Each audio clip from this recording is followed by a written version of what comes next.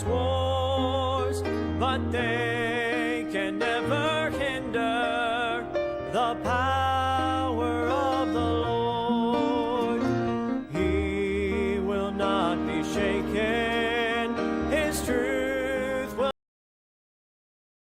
never fail. Rest in the assurance that Jesus will prevail. The Word still has its answers. The blood alone still saves. God is still our refuge, and the gospel still remains. Souls can still be rescued, for mercy still redeems. Rejoice, the tomb is empty, and Christ is still the King, the King. Never be discouraged, or let your heart forget. There is hope and victory, for Jesus conquered death.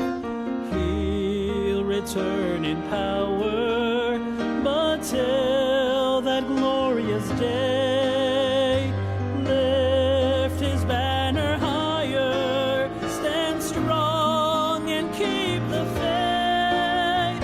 The Word still has its answers. The blood alone still saves. God is still our refuge, and the gospel still remains. Souls can still be rescued, for mercy still redeems. Rejoice, the tomb is empty, and Christ is still the King, the King.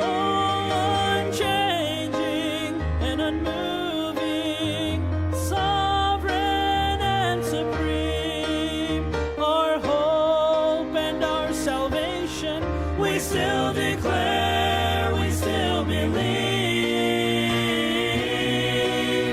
The Word still has its answers. The blood alone still saves.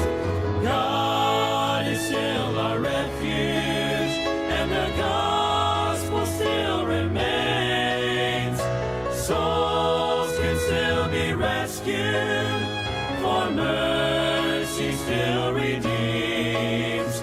Rejoice, the tomb is empty, and Christ is still the King. Souls can still be rescued, for mercy still redeems. Rejoice, the tomb still empty. Rejoice, the tomb still empty. Rejoice, the tomb still empty. And Christ is still the King. Christ is still the King.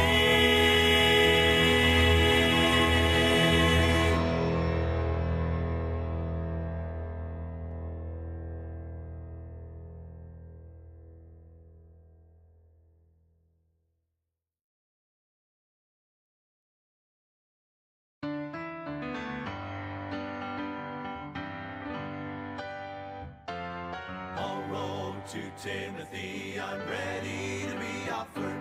The time of my departure now is at hand. I have fought a good fight. My course is now finished. A crown now is waiting when before God I stand. There is laid up for me a crown of bright glory. That is why I must run this race faithfully. There is reserved for me up in heaven a mansion. That is where I shall live eternally. Peter said, indestructible and fades not away. I am kept by God's power through faith unto salvation. It now is awaiting to be revealed someday. There is laid up for me a crown of bright glory. That is why I must run this race faithfully. There is reserved for me up in heaven a mansion. That is where I shall live eternally. There is laid up for me a crown of bright glory. That is why I must run this race faithfully. There is reserved for me up in heaven a mansion. That is where I shall live eternally. Well, there is reserved for me up in heaven a mansion. That is where I shall live eternally.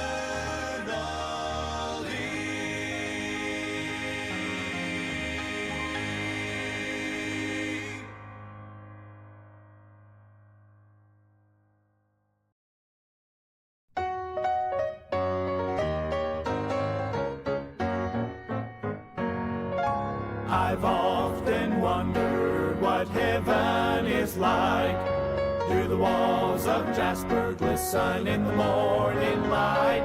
Or will the crystal waters flow and carry praise on waves of glory? All the answers I will know when I take my flight. Make a bit of difference how large those mansions are. Fade off in the distance from the bright and morning star. So child, don't be disillusioned with all your questions here, 'cause you won't care or be disappointed when you get there. You will know that every question on earth has been erased when you need before His presence all majesty displayed. So come and live with me forever in the place that God's prepared, where every question will be answered. Heaven awaits.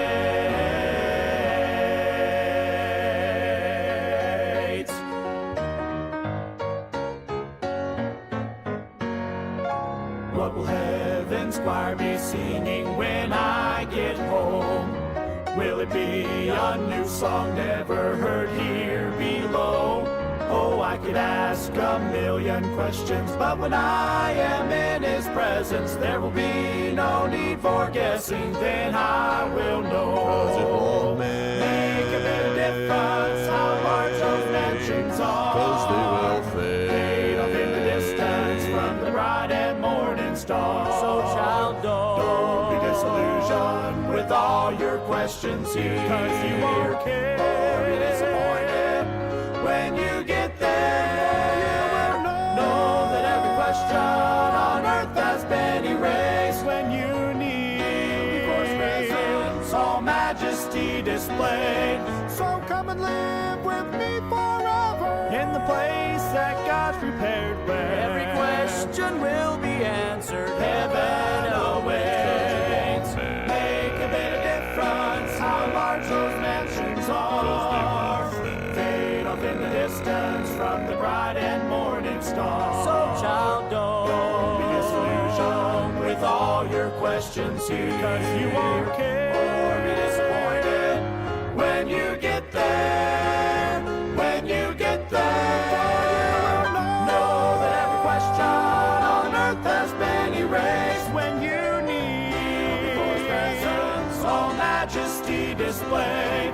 So come and live with me forever in the place that God's prepared, where every question will be answered. Heaven awaits.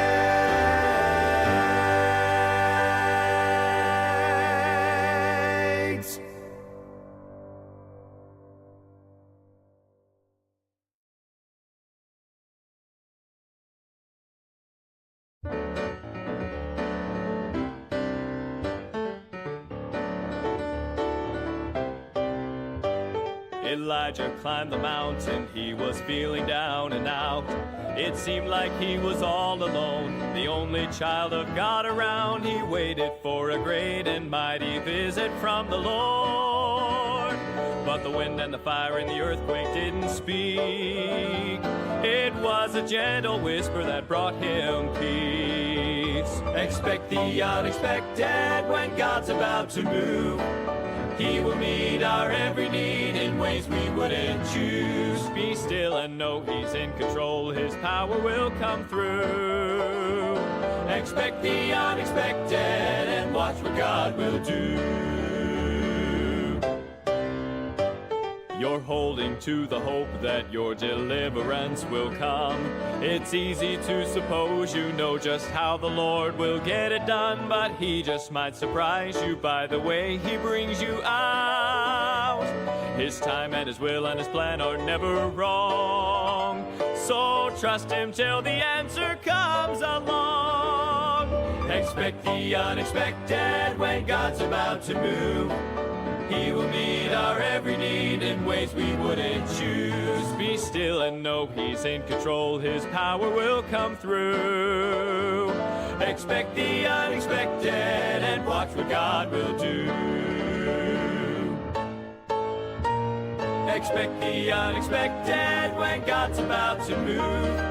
He will meet our every need in ways we wouldn't choose. Be still and know He's in control. His power will come through. Expect the unexpected and watch what God will do. Be still and know He's in control. His power will come through. Expect the unexpected and watch what God will do.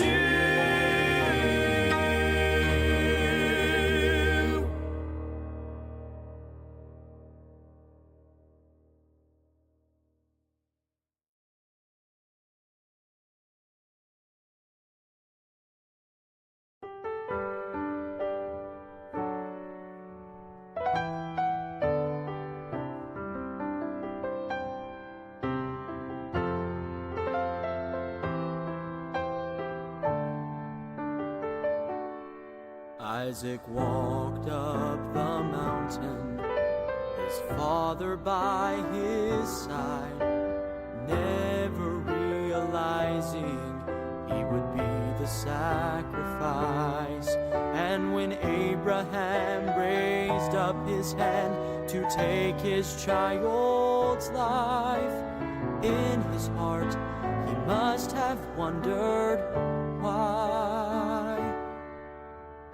Sometimes God will take us to unexpected places, but in every situation we will find God will provide. God will provide beyond what we imagine, so much more than we can fathom.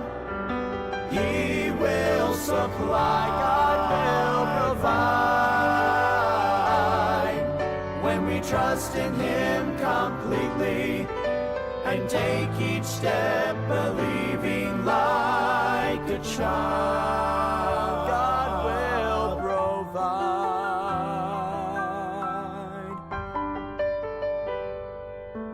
On another hill called Calvary, a father's only son was offered as a priceless gift of faithfulness and love. Amidst the cry of all mankind, God reached down from above and covered us with Christ's atoning blood. No matter what your need is, God will always meet it. I know His grace will always be enough. God will provide, beyond what we imagine, so much more than we can fathom. He will supply, God will provide. When we trust in Him completely and take each step believing like a child, God will provide.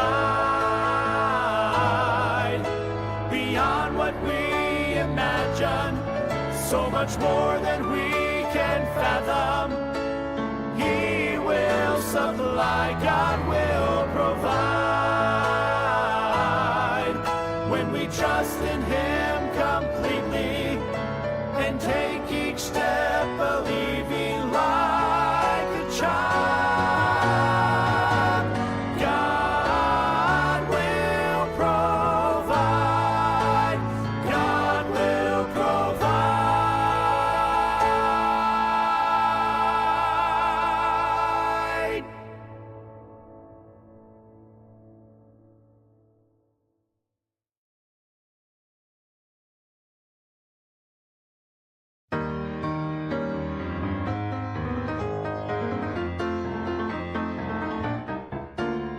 For many years we've heard about this man from Galilee.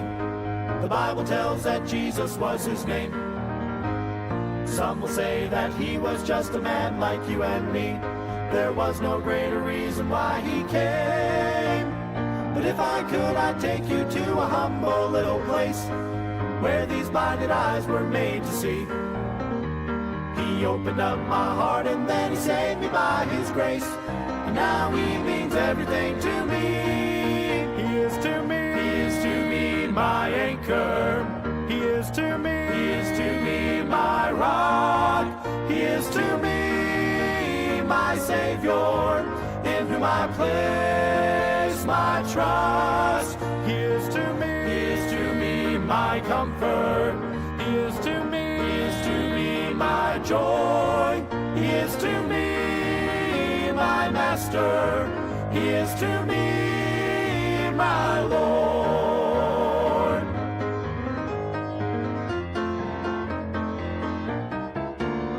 He hung upon a cruel Roman cross at Calvary to pay for all the crimes he had not done. It was there he bought eternal life for you and me, making sure the victory was won. How can I describe to you the blessing that is? I have never felt this love before. All I know is now I strive to be completely His, and every day He means even more. He is to me. He is to me my anchor. He is to me. He is to me my rock. He is to me my Savior, in whom I place my trust. He is to me. He is to me my comfort. He is to me. He is to me my joy. He is to me my master. He is to me my Lord. He is to me. He is to me my anchor. He is to me. He is to me my rock. He is to me my Savior, in whom I place my trust. He is to me. He is to me my comfort. He is to me. He is to me my joy. He is to me my master. He is to me my Lord. He is to me my master. He is to me my Lord.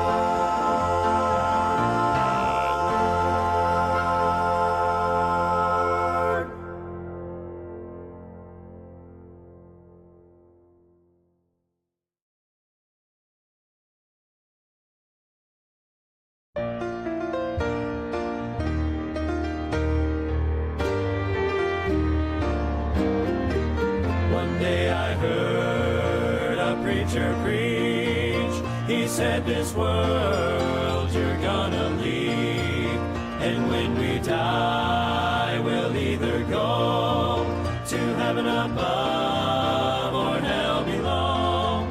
I bowed my heart, confessed my sin, invited Jesus to come in. The Savior turned me from the flames, and with a word He locked the gates. He locked the gate. He locked the gates of hell behind me, and then He threw the keys away. He locked the gate. He locked the gates, so give Him glory. There'll never come a day I'll have to enter such a place. For the day that I got saved, he locked the gate.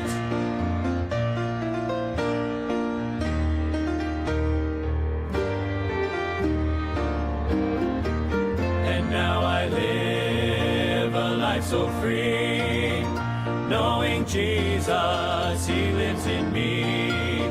And when I fail, I plead the blood, alive and well, it's still enough. And when the devil comes my way and says in hell for sin I'll pay, I point him to that rugged hill. I say thanks to Jesus, I never will. He locked the gate. He locked the gates of hell behind me, and then he threw the keys away. He locked the gate. He locked the gates, so give him glory. There'll never come a day I'll have to enter such a place. For the day that I got saved, he locked the gates. He locked the gate. He locked the gates of hell behind me, and then he threw the keys away. He locked the gate. He locked the gate, so give him glory. There'll never come a day I'll have to enter such a place. For the day that I got saved became that very day. He locked the gates. He locked the gates.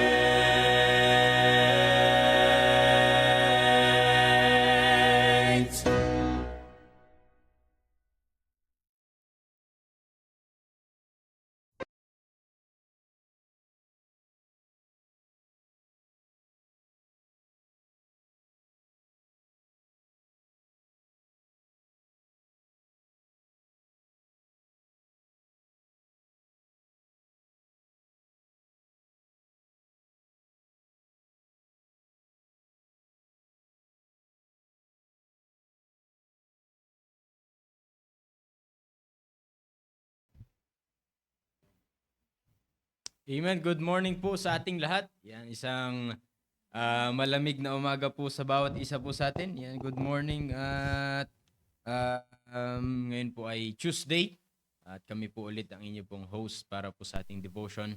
Ito po ay high schoolers devotion.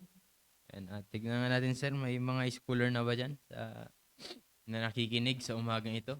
Or wala pa atang gising na high schooler Baka kahit mga parents, mga members, sino mga members na gising na dyan?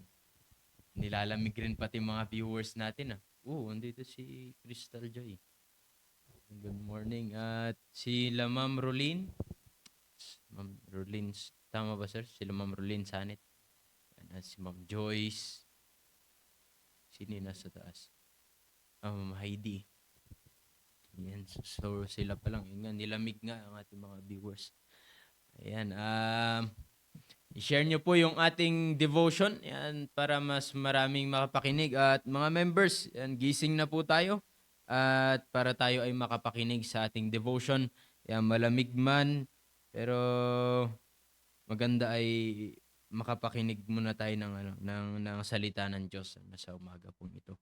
At katulad nga po ng ating laging pinag-uusapan, ano yung mga plano natin, at naniniwala po ako na tayo dito ay meron na mga plano para sa Panginoon. Meron na tayong mga plano sa Panginoon. Kaya nga ngayon ay magtatapos na ang December. Kamusta po yung ating mga plano? Yan, tapos na ang December. January pala, sorry. Tapos na yung December.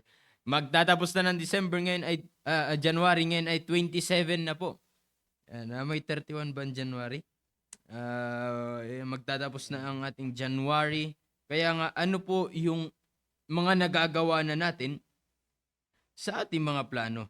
Ano na po yung mga nagagampanan natin sa mga ginagawa natin para sa Panginoon? Kasi sabi nga ng ating pastor, ang danger niyan ay meron nga po tayong plano, pero hindi natin ginagawa. Hanggang sulat lamang. Pero para saan naman yun? Kung hanggang sulat lamang, para saan po yun na sinulat pa natin?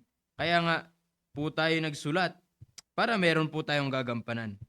Para meron po tayong gagawin po para sa Panginoon. Okay? Kaya nga po, sa umaga pong ito, gusto ko lamang po kayo encourage. Bakit po tayo meron pong plano para sa Panginoon?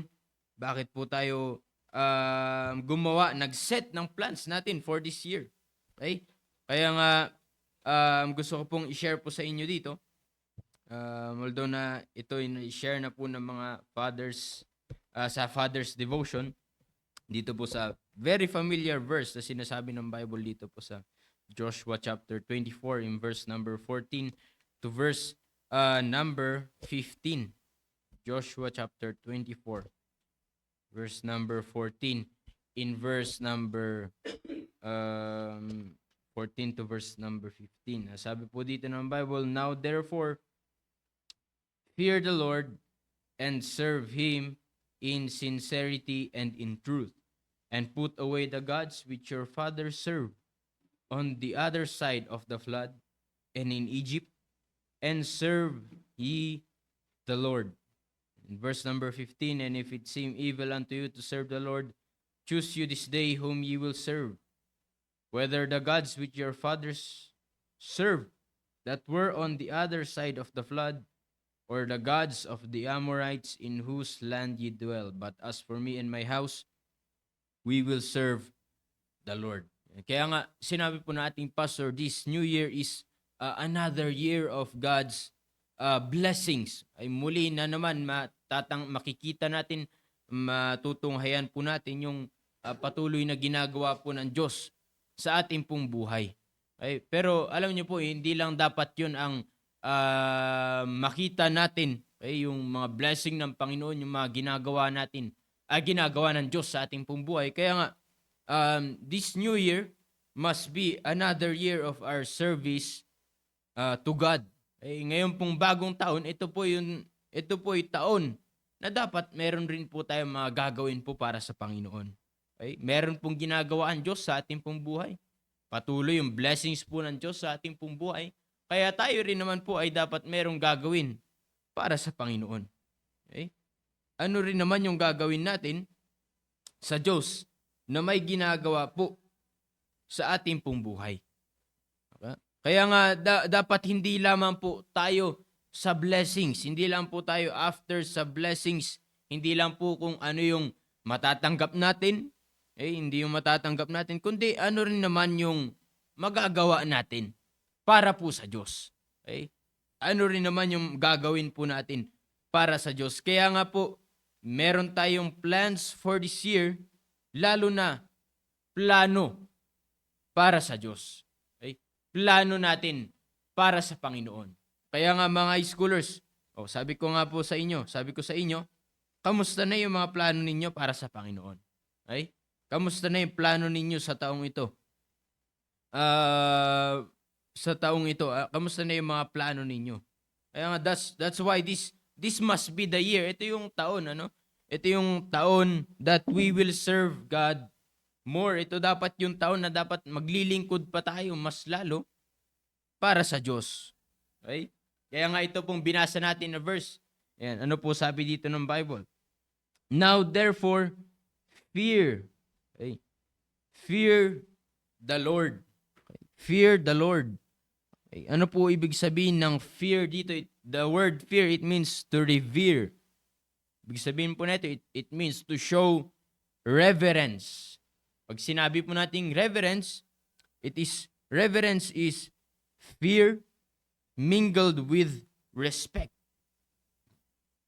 Fear mingled with respect and esteem. Okay? And esteem. Ano po ibig sabihin ng esteem or pag-eestima? It means to set value. To set value, whether high or low. And pagsiset ng value, kung gaano pinapahalagan ang isang bagay o ang isang persona. Okay? Kaya yan po ibig sabihin, pag sinabi nating fear, ito po ay pagbibigay ng mataas na pagrespeto. Ito po ay pagkatakot na merong pagrespeto at merong mataas na pag-eestima. Okay? Mataas na pag-eestima. Saan? sa Diyos. Okay? Sabi ng Bible, fear the Lord. Okay? Fear the Lord. Sabi dito sa First Chronicles chapter 16. Magbuklat kayo ng Bible nyo. Makinig kayo ng maayos. First Chronicles chapter 16 in verse number 30. First Chronicles chapter 16 in verse number 30. Sabi ng Bible, fear before Him and also and all the earth. Yan. Fear before Him, all the earth, the world also shall be stable that it be not moved. Okay? Sabi ng Bible, fear the Lord. Kaya nga, in our plans this year, ano po ang tinuturo ng ating church? In our plans this year, our priority is God. Okay? Wala tayong ibang priority, wala tayong ibang pangunahin, kundi po ang Diyos sa ating mga plano. Sa ating plano ngayong taon, dahil bakit ang Diyos ang pangunahin dapat? Bakit ang Diyos ang ating priority?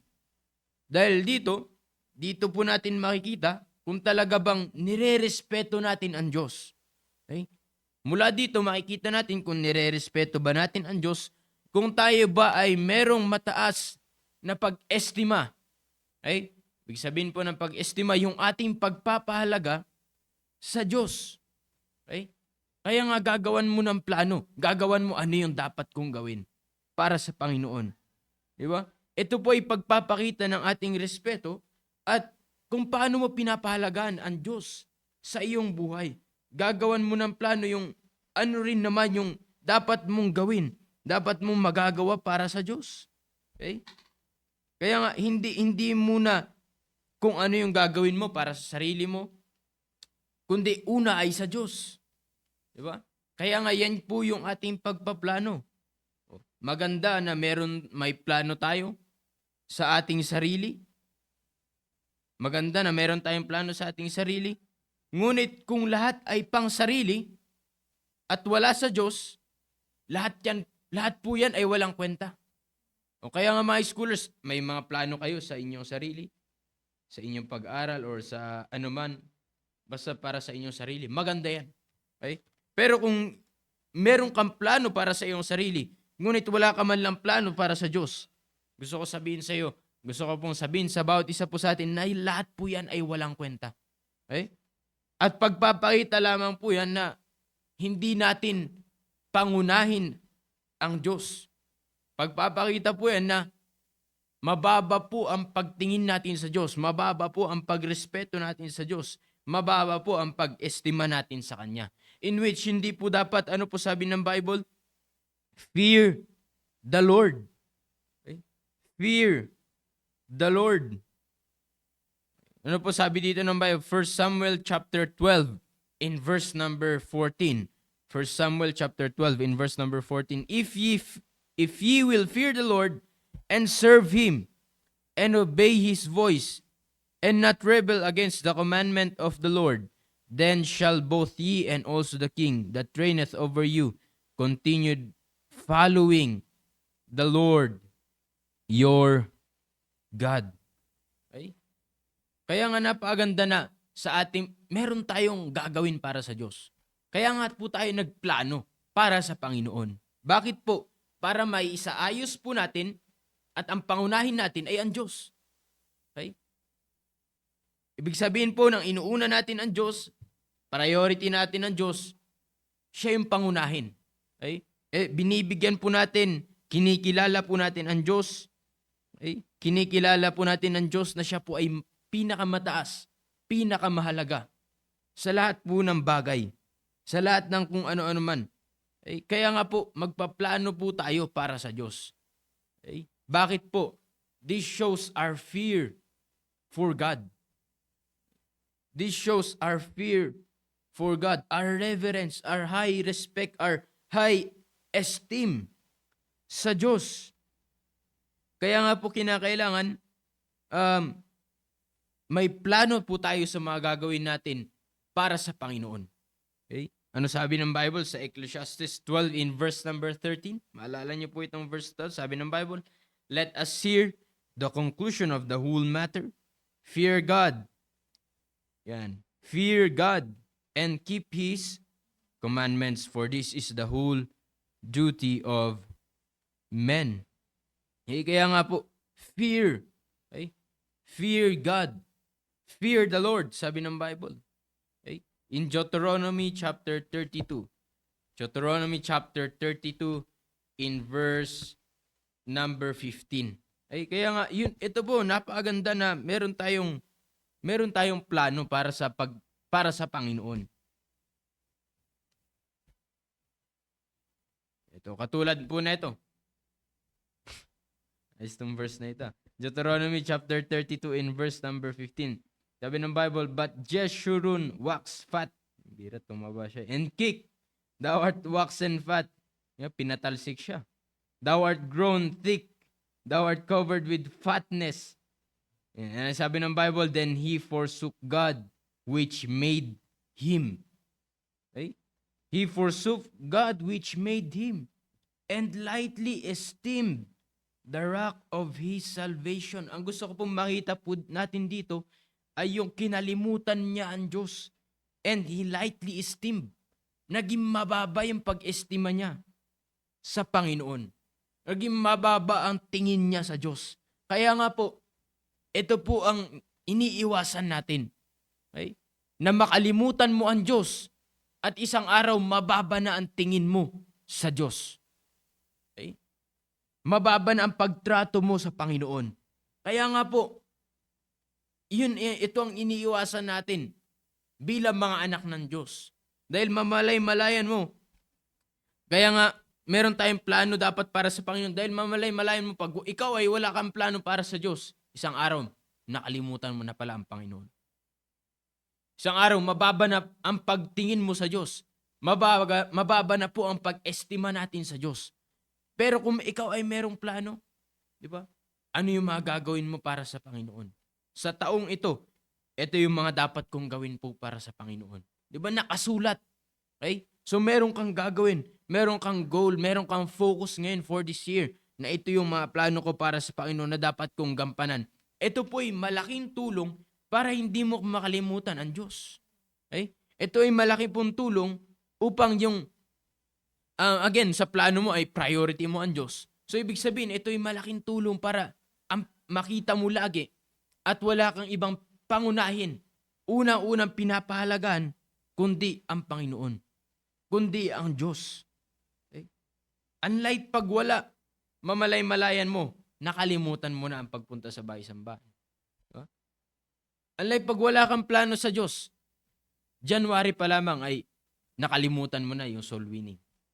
O diba? O mga schoolers, nakalimutan mo na yung ministry mo. Or anumang, meron tayo dito sa bahay-sambahan ng Panginoon. At mamalay-malayan mo, nakalimutan mo na yung mga ginagawa mong yan. Nakalimutan mo na magbasa ng Bible. Nakalimutan mo na mag-pray. O, di ba? Hindi mo alam na sa mga bagay-bagay na yan, nakalimutan mo na ang Diyos. Okay?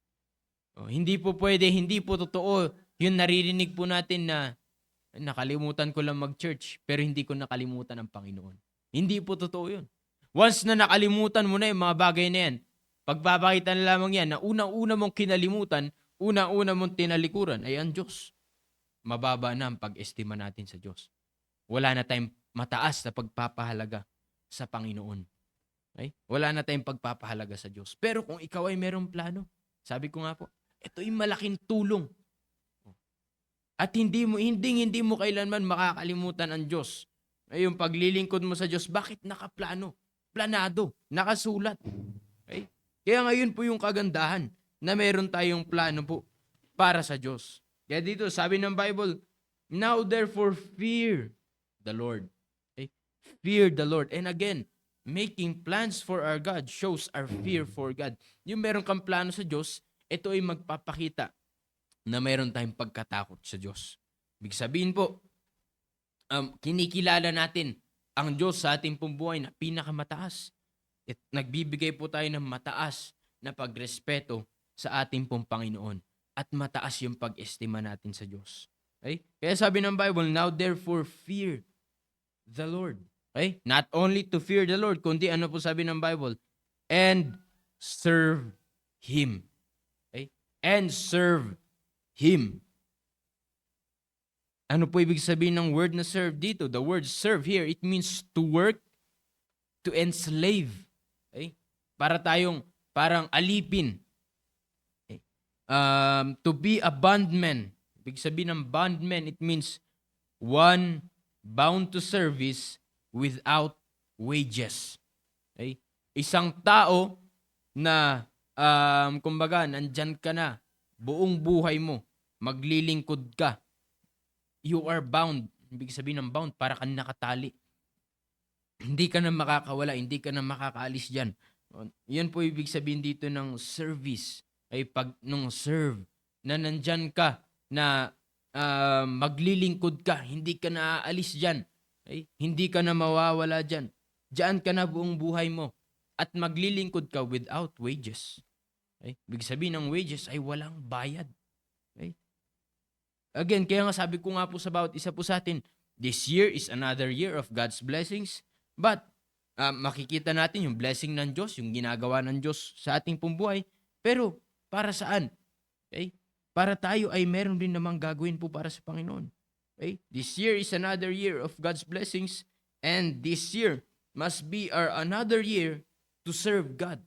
Okay? Our year of service to God. Okay? Anong klaseng paglilingkod? Paglilingkod na bilang isang alipin, bilang isang alagad. Okay? Bilang isang alagad. Katulad nga po, sa inyo po, nag-work, okay, meron po kayong mga boss, hindi ko naman po sinasabing alagad kayo, okay, pero meron po kayong mga boss, ibig sabihin po nun, siya po yung masusunod dahil siya nakakaalam. Ibig sabihin, kung ano ang sabihin niya, yun po yung dapat mong gawin. Dapat mo sundin. Ganun rin naman po para sa Panginoon. Oh. Ang boss po natin ay walang iba kundi ang Diyos. Kaya nga dito sabi ng Bible, serve Him. Serve the Lord. Anong klaseng paglilingkod? Paglilingkod na bilang alagad. Ano po ibig sabihin nito? Ibig sabihin ay wala kang inaasahan na kapalit. Wala kang inaasahan na kapalit. Dahil ang Diyos na ating paglilingkuran, siya na yung unang naglingkod sa atin . Kaya nga hindi tayo dapat naghahanap ng kapalit sa paglilingkod natin sa Diyos. Bakit? Una nang naglingkod ang Diyos sa ating pong buhay. At hindi nang hingi ang Diyos ng kapalit sa atin nung pinaglingkuran niya tayo. Kaya nga, serve Him. Di ba? Serve Him. Sabi ng chapter 22, in verse number 5. Sabi dito ng Bible, but take diligent heed to do the commandment and the law, which Moses, the servant of the Lord, charged you to love the Lord your God, to walk in all His ways, and to keep His commandments, and to cleave unto Him, and to serve Him with all your heart and with all your soul. Okay? To serve Him with all our heart and with all our soul. Sabi ko nga po sa inyo, yung paglilingkod natin sa Diyos, okay? Dapat wala tayong hinihinging kapalit. Okay?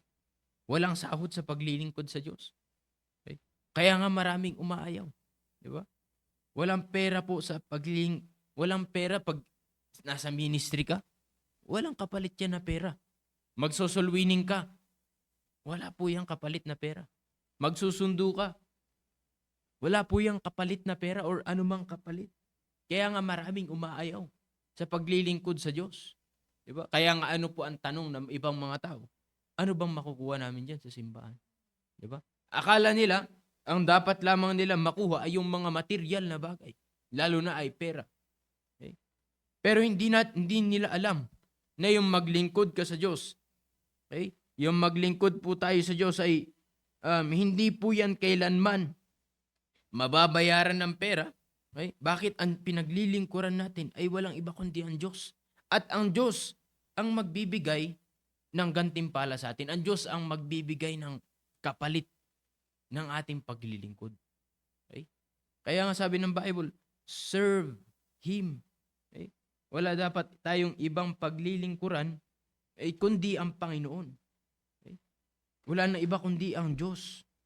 Sabi ko nga po sa inyo, pag meron po kayong boss sa inyong pinagtatrabahuan, ano man ang sabihin niyan, dapat mong gawin. Ganun rin naman po tayo. Okay? Meron po tayong Diyos, kaya nga anuman po ang marinig natin mula sa pulpito na salita po ng Diyos, yan po yung dapat nating sundin. Bakit po? Alipin tayo ng Diyos. We are servants of God. Okay? And we have to serve Him. Okay? Maglilingkod tayo na walang kapalit sa Diyos. Okay? And ano po sabi ng Bible? Anong klaseng service? Anong klaseng paglilingkod? Serve Him in sincerity. Okay? Sabi ng Bible, serve Him in sincerity. Sincerity means integrity. Ibig sabihin po ng sincere, it means without blemish, full, perfect, upright. Ibig sabihin ay buong paglilingkod. Okay? Walang halong anuman na paglilingkod. Okay? Ibig sabihin po ng perfect ay malinis.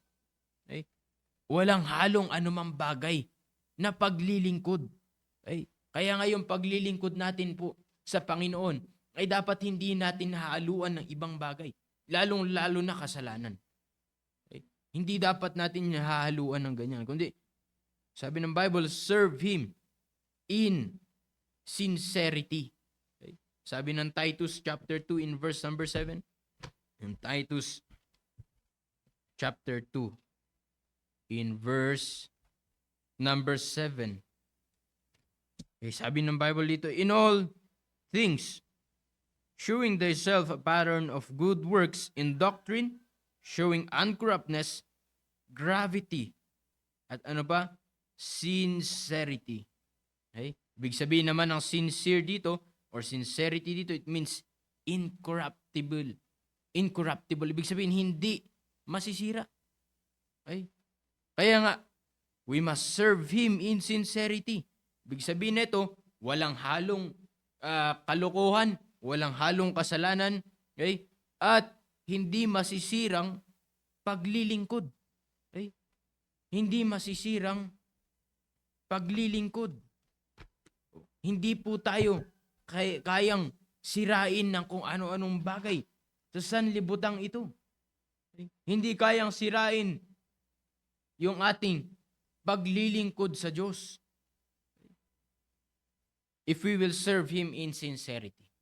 Okay? Kaya nga napaganda na meron po tayong plano para sa Panginoon. Okay? Para planado yung ating paglilingkod sa Diyos.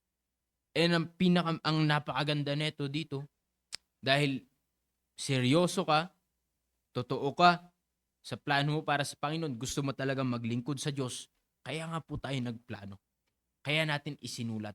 Okay? Para hindi mo makalimutan, again, at dahil gusto mong maglingkod sa Diyos. Okay? Totoo ka sa paglilingkod mo sa Diyos. Kaya sabi ng Bible, serve Him in sincerity. And not only in sincerity and in truth. Ibig sabihin ng truth po dito, it means trustworthiness. Trustworthiness. In truth means it means assured. It means faithful. In verity. Okay? Ibig sabihin yung totoo. Okay? Faithful, it means tapat. Kaya nga kinakailangan maglilingkod ka sa Diyos. Okay? Ng totoo, ng tapat. Hindi lang po yung hindi masisira, kundi hindi lang walang halo na kung ano nung bagay, kundi totoo, hindi kailanman masisira. Kaya nga napaganda na meron tayong plano in 2 Samuel chapter 12 in verse number 24. 2 Samuel 12 in verse number 24. Pakibasa mo nga pong yung 2 Samuel 12 in verse number 24. Basahin mo na maayos. Tayo po dito sa 2 Samuel chapter 12 in verse number 24 ay, Oh, and wait lang, David, wait lang. Mali ito na sulat ko. Yan. Anyways. Mali. Yan, mali yung verse. Pero,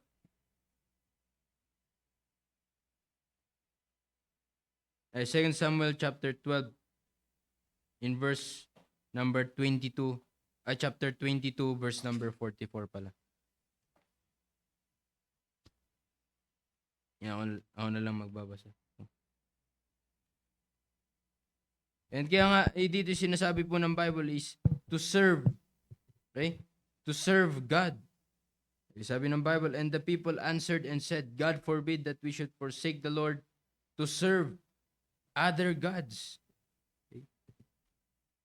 And the Lord drave out from before us all the people, even the Amorites, which dwelt in the land. Therefore, we will also serve the Lord, for He is our God. We will serve the Lord, for He is our God. Kaya nga sabi ko nga po sa bawat isa po sa atin, kaya nga ano po ang mga plano natin upang mas lalo po natin paglingkuran ang Diyos. Okay? Upang mas lalo natin paglingkuran ang Panginoon.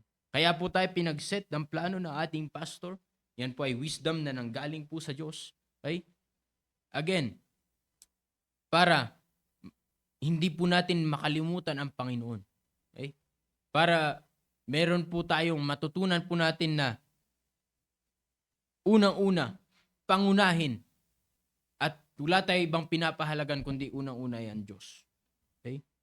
And through making a plan, yung meron po tayong plano para sa Panginoon, ito po'y malaking tulong, okay, for us to serve God in sincerity and in truth.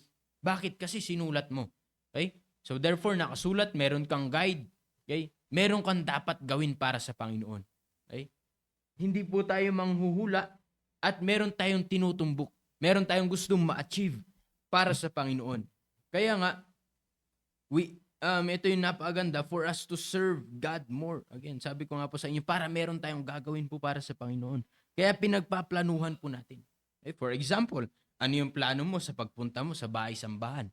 O sa inyo, mga high schoolers, ano yung plano mo sa pagpunta mo sa bahay-sambahan para sa Panginoon? Ano ba ang purpose? Bakit tayo pupunta sa bahay-sambahan? To educate us with the Word of God. Wala naman tayo ibang pinakarason kung bakit po tayo pumunta sa bahay-sambahan, kundi turuan tayo, okay, ng salita ng Diyos. It is biblical education. Okay? Mga high schoolers, pumupunta kayo sa school ninyo to be educated rin, di ba? But that is secular education in which importante yan. Mahalaga ba ang pag-aaral ninyo? Yes, mahalaga. Pero, hindi nyo dapat yan gagawing kapalit or hindi dapat yan masasapawan, okay, yung pagpunta ninyo sa bahay-sambahan para sa Panginoon. Bakit? Ang pagpunta po sa bahay-sambahan is education with the Word of God. Okay? Pag-aaral yan ng salita ng Diyos. Ini-educate tayo mula sa Biblia. Diba? Sa inyong pag-aaral sa school, may plano kayo na dapat wala akong absent. Diba? How about sa pagpunta sa bahay-sambahan sa Panginoon? Diba? Nagplano ka rin ba na wala ka ring absent? Or ganoon rin po sa lahat po na nakikinig sa umaga pong ito. Diba? Nagplano ka rin ba na dapat wala akong mamimiss na pagpunta sa bahay-sambahan sa Panginoon? Naka-include po ba yan sa ating mga plano para sa Panginoon? O sa inyong pag-aaral, gusto ninyo, ako'y kabilang sa top-notchers. Diba? Ibig sabihin, talagang aayusin mo yung pag-aaral mo. Okay? Talagang aayusin mo yung pag-aaral mo. How about sa pagpunta sa bahay-sambahan sa Panginoon? Okay? Sa tuwing makikinig ka ba na salita ng Diyos, ay maayos kang nakikinig mula sa salita ng Diyos? Okay? Anong sabi ng Bible? 1 Timothy chapter 3 in verse number 15. 1 Timothy chapter 3 in verse number 15. Sabi po ng Bible, but if I tarry long that thou mayest know how thou oughtest to behave thyself in the house of God. Okay? To behave thyself in the house of God, which is the church of the living God, the pillar and ground of the truth. Okay? Kaya napakalaga ng simbahan. Napakalaga po ng pagpunta sa bahay-sambahan ng Panginoon. Okay? It is the pillar and ground of the truth. Kaya nga sabi ko nga po sa inyo, o sa inyo mga high schoolers, may plano kayo sa inyong pag-aaral. Okay? Maganda yan. Pero sabi ko nga kanina, kung para sa iyo lang, sarili mo lang, ay nagplano ka, ngunit wala para sa Panginoon, lahat yan ay walang kwenta. Nagplano ka sa iyong pag-aaral, wala kang absences. Okay? Wala kang absences sa iyong pag-aaral, sa pagpasok mo sa school. Pero panay absent ka naman sa simbahan. Para saan yun? Diba? Para saan yun? Diba? Top-notcher ka sa inyong school. Pero para saan yun? Kung wala ka namang pinagplanuhan para sa Panginoon. Diba? Diba? Maganda yun na marami kang alam. Okay? Pero pagdating sa salita ng Diyos, ay kulang ka naman sa kaalaman. Bakit? Wala kang plano sa pagpunta mo sa bahay-sambahan sa Panginoon. Diba? Para saan yun? Sabi nga na Hebrews chapter 10 in verse number 25, in which very familiar, di ba? Lagi natin ito narinig. Nasabi ng Bible dito, not forsaking the assembling of ourselves together. Hindi mo dapat kakaligtaan. Okay? Not forsaking the assembling of ourselves together as the manner of some is. Nakatulad ng ginagawa ng iba. But exhorting one another, and so much the more as ye see the day approaching. Okay? Kaya nga sabi ko nga sa inyo, mga high schoolers, ano yung plano mo? For example, dito sa pagpunta sa bahay-sambahan ng Panginoon. Diba? Nagplano ka ba? Na every Sunday ay dapat nasa bahay-sambahan ako. Every Wednesday dapat nasa bahay-sambahan ako. Every Saturday dapat nasa bahay-sambahan ako. Bakit? Again, anong purpose natin ba't pumunta tayo sa bahay-sambahan? To educate us with God's Word. This biblical education. Diba? Kaalaman yan patungkol sa Diyos. Kaalaman yan patungkol sa Biblia. Okay? Maraming tao na maraming alam sa sanlibutan. Magagaling sa math, magagaling sa kung ano-ano subjects, English, major in English or anything. O sa anumang bagay. Marami silang alam pagdating sa bagay na yan. Pero kakaunti ang mga taong may kaalaman sa Biblia. Okay? In which, ito ang pinakapangunahin natin. Kaya nga, sabi ko nga sa inyo, mga high schoolers, ano ang plano mo? O anong example natin, di ba? Anong plano mo sa iyong church attendance?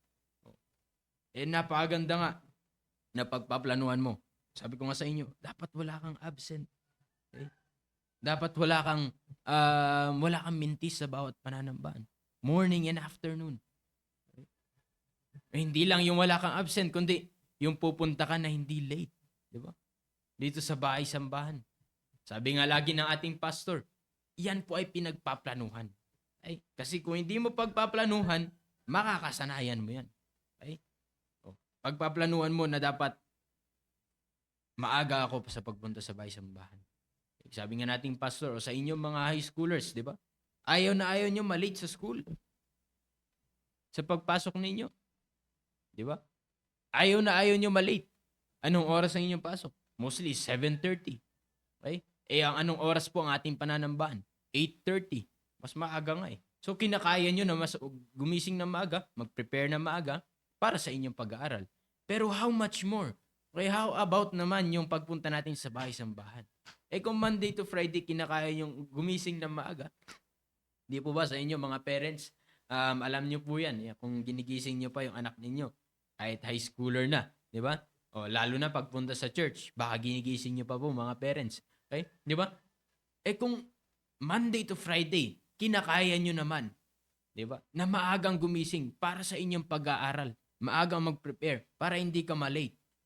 Bakit sa bahay-sambahan hindi ninyo magawa? Diba? Kaya ang kinakailangang pagpaplanuhan mo yan. Okay? Sulat mo yan sa plano mo para sa Panginoon. Itong year na ito, kinakailangan wala akong late sa pagpunta sa bahay-sambahan ng Panginoon. Okay? And pangalawa, pupunta ka sa bahay-sambahan ng Panginoon. Bakit? Para to be educated with the Word of God. Okay? Kaya nga, ang maganda dito, di ba? Ano ang theme natin sa ating ngayon sa ating simbahan, ano yung theme natin? Okay? That we may know Him, that I may know Him. It means to know God more. Diba? Para makilala mo ang Diyos. Sabi nga nating ating pastor nung Sunday, not only theologically, okay? Hindi lang para makilala mo ang Diyos, okay? Kasi meron rin mga hindi nagsisimba. Okay? Pero mag-ingat ka dyan. Meron rin hindi nagsisimba na sinasabi nila, kilala nila ang Diyos. Okay? Kaya nga not only theologically, but to experience Him. Di ba? Narinig natin yan no Sunday. Kaya nga pumupunta po tayo sa bahay-sambahan para mas madagdagan yung kaalaman mo sa Diyos. Madagdagan yung kaalaman mo patungkol sa Panginoon at hindi lang madagdagan yung kaalaman mo para makilala natin ang Diyos, kundi yung maranasan natin ang Diyos sa ating buhay. Diba? To experience God more sa ating paglilingkod sa Panginoon. Okay? Kaya nga, yun ang napakaganda. Okay? Yun ang pinakamaganda na meron tayong plano para sa Diyos. Okay? An example ko po, yung pagpunta natin sa bahay-sambahan. Okay? Ano yung plano mo? Kaya yun yung kagandahan. Maganda. Kaya nga tinuturuan po tayo ng ating church, yun yung sinasabi nating pastor. Dapat meron kang plano para sa Panginoon. Okay? Kaya nga, sa binasa po natin kanina, sa verse po na sa verses po natin binasa, in Joshua chapter 24, yun napakaganda. Okay? Na meron kang, yun yung kagandahan na meron kang plano sa Diyos. Sabi ng Bible, fear thou the Lord and serve Him in sincerity and in truth. Dahil ito pong taon na ito po kaya tayo pinaabot ng Diyos sa taon po na ito. Para ngayong taon na ito ay mas lalo natin paglingkuran ang Diyos. At paano po natin paglilingkuran ang Diyos? With fear. Okay? Mataas sa pagtrato, mataas sa pagrespeto sa Diyos. Kaya nga, sa mga plano natin, pangunahin ang Diyos. Okay? And to serve Him in what? Sincerity. Okay? Walang halong kalokohan, walang halong kasinungalingan, or anumang bagay. In sincerity and in truth. Okay? Walang halong kasinungalingan. Totoo. Okay? At tapat na paglilingkod. Okay? At paano po natin magagawa na tayo po ay tapat na naglilingkod sa Diyos, walang halong anuman pong bagay ang ating paglilingkod? Malaki pong tulong yung nagsiset tayo ng plano. Okay? Malaking tulong yung nagset tayo ng plans for this year. Para again, meron kang guide, meron kang sinusundan, meron kang focus na ma-achieve para sa Panginoon for this year. Okay? Kaya nga, ito po yung beauty, ito yung kagandahan na meron tayong mga plano po para sa Panginoon. Kaya nga, ini-encourage ko po ang bawat isa na kapag sa ating mga sinet na plans para sa taong po na ito, gampanan po natin. Okay? Gampanan po natin, tutuanin po natin, siguraduhin po natin na gagawin po natin yan para sa Panginoon. Okay? At hindi natin isasantabi lamang. Pilinano mo yan eh. Okay? Plinano mo yan eh. At higit sa lahat, plano natin yan para sa Diyos. Okay? Para mas lalo natin paglingkuran ng Diyos. Especially sa inyo mga high schoolers, nagplano tayo sa taon na ito, tutuanin natin. Okay? Gawin natin. Gampanan po natin. And same as sa mga nakikinig po sa umaga pong ito. And again, I hope ako po ay naging blessing po sa bawat isa po sa atin. I hope na ako po ay naging encouragement po sa bawat isa po sa atin dito. Kaya para po tayo ay mapaalalahanan bakit po napaganda na meron po tayong plano, okay, sa taon po na ito. Okay? So again, magtatapos na po ang January. Second month na po tayo ng taon po na ito. Ano na po yung mga nagawa natin? Okay? Mula po sa mga plinano po natin para sa Panginoon. Okay? So, yun lang po ang gusto pong ma-share po sa bawat isa po sa inyo. At again, sabi ko nga po, ako po ay nagpapasalamat and I am hoping na ako po ay naging blessing po sa bawat isa po sa inyo. Malamig man po ang panahon pero salamat po sa mga nakinig. Mas pinili niyo pong makinig sa umaga pong ito. Ayan, gumising na maaga at makapakinig po kayo sa ating devotion. And of course, hindi natin kakalimutan yung mga live audience natin dito na high schoolers. At i-share rin nila yung mga kanilang natutunan yan sa umaga pong ito. Sige, mauna ka na pong. i-share ninyo yung mga natutunan ninyo. Ayusin nyo. Good morning po sa inyong lahat. Ang natutunan ko po ngayon ay yung sabi po ni Sir Mesha kanina, this year is this is the year that we need to serve God more. Ito po yung year na kailangan pa po natin mag-serve sa Diyos. At sabi niya po kanina na wala pong kwentang plano. Plano po natin kung wala pong para sa Diyos. Amen. Dahil tapos sabi rin po kanina na magbigay po tayo ng high respect, which is gaya po na nasa Bible po natin na fear the Lord. Ang ibig sabihin po ng fear, ito po yung giving respect or giving a very high respect. At kailangan pag maglilingkod po tayo sa Diyos, wag po tayo mag-expect ng kahit ano dahil yung Diyos po yung unang naglingkod po sa atin. At kailangan po natin siya sundin or mag-serve po tayo sa Kanya with sincerity. At sabi po kanina ni Sir Meshach na we will serve the Lord because He is our God. Yun lang po.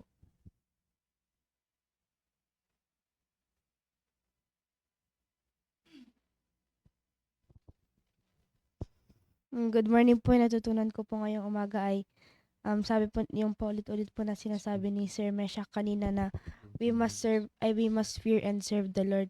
Na dapat pag nag-serve po tayo ay buong buhay na po tayo mag-serve dito ng walang bayad sa Panginoon. Dahil nung hindi po dapat tayo hihingi ng kapalit sa Panginoon dahil hindi din po siya humingi ng kapalit nung siya po yung nagligtas sa atin at dapat maglingkod. At sabi po ni Kuya Masha kanina na this year is another year for us to serve the Lord. At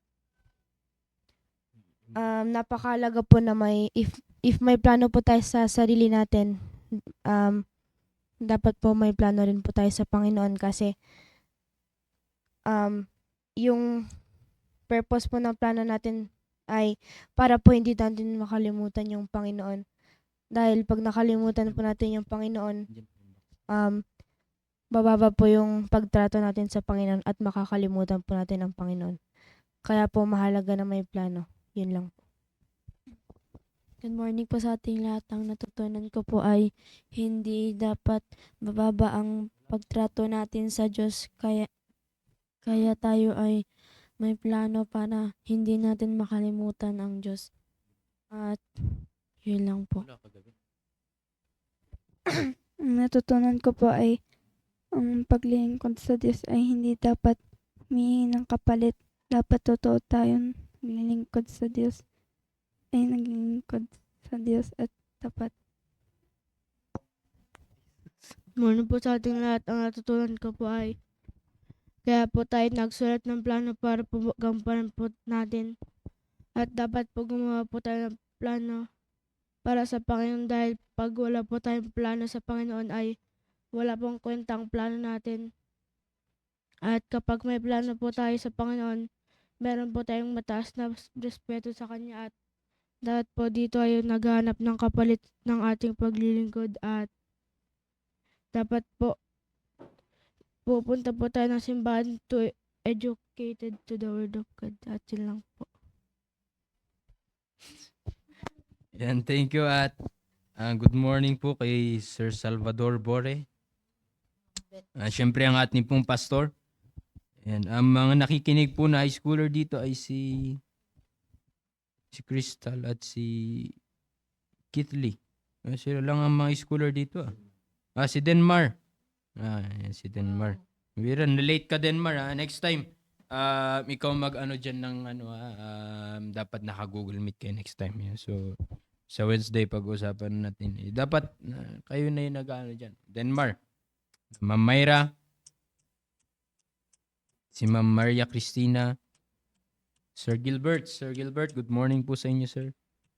Ma'am Aisel. Si Krisha pala, nandito si Krisha.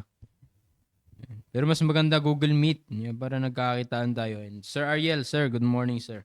Okay, so sa mga hindi po namin nabati, hindi mo po kayo namin nakita dito, ay good morning po sa inyo. Okay, magandang umaga pa rin po sa inyo. And yun lang po, at dito po nagtatapos ang ating pong devotion sa umaga po ito. Again, maraming salamat po sa inyo pong pakikinig. Tayo po ay magwawakas sa panalangin. Dakilang Diyos, salamat po Panginoon sa umaga pong ito. Salamat po ulit, O Diyos, sa pag-iising nyo sa amin kanina. Salamat po sa kalakasan na ipinagkaloob po ninyo. Salamat po dahil muli ay nakapakinig po kami ng inyo pong salita. Pagpalain niyo po, Panginoon, ang aming pong narinig sa umaga pong ito. At salamat po dahil patuloy niyo po kaming tinuturuan.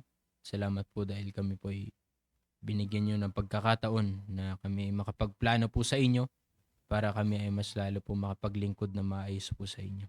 Ingatan niyo po ang bawat isa sa buong maghapon, sa mga papasok po sa schools, sa kanila po mga trabaho. O Diyos, kayo pong mag-ingat at magbigay po ng pagkakataon para sila po ay lalong-lalo na makapagbahagi po ng inyong pong salita. At humingi po kami ng kapatawaran sa aming pong pagkukulang at pagkakasala po sa inyo. At ito po aming dalangin sa pangalan ni Jesus. Amen. Amen. Thank you po. God bless po sa bawat Thank you isa po po. sa atin and good morning po.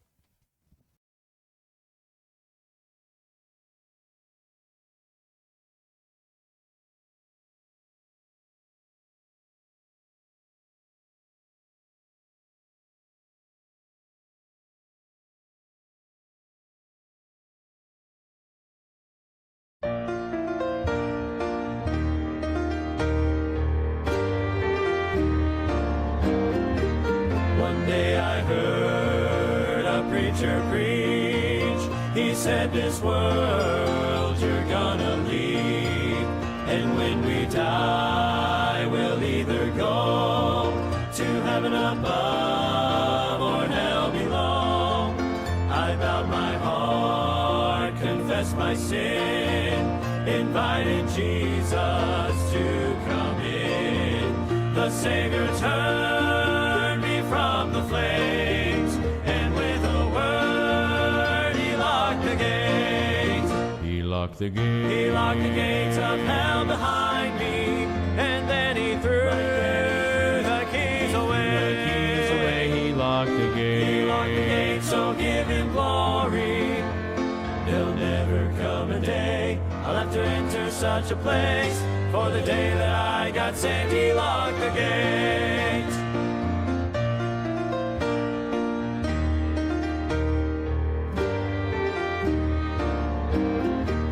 And now I live a life so free, knowing Jesus, he lives in me.